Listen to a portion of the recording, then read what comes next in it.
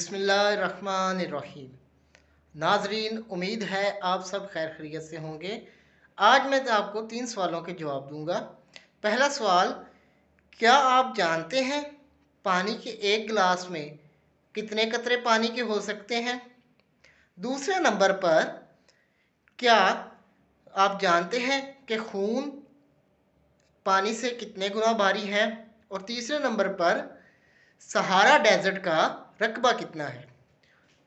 पहले सवाल का जवाब है, पानी के एक चम्मच में खून के 120 कतरे होते हैं और तकरीबन एक गिलास पानी में 80 चम्मच एक गिलास पानी में 80 चम्मच पानी के आते हैं।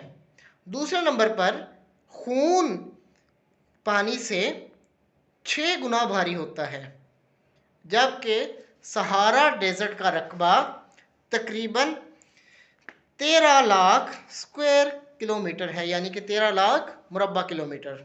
इसके साथ ही अपने मेज़बान अब्सार हैदर को दीजिए इजाज़त। अगली वीडियो में आपसे मुलाकात होगी। पाकिस्तान हमेशा के लिए पाइंदाबाद।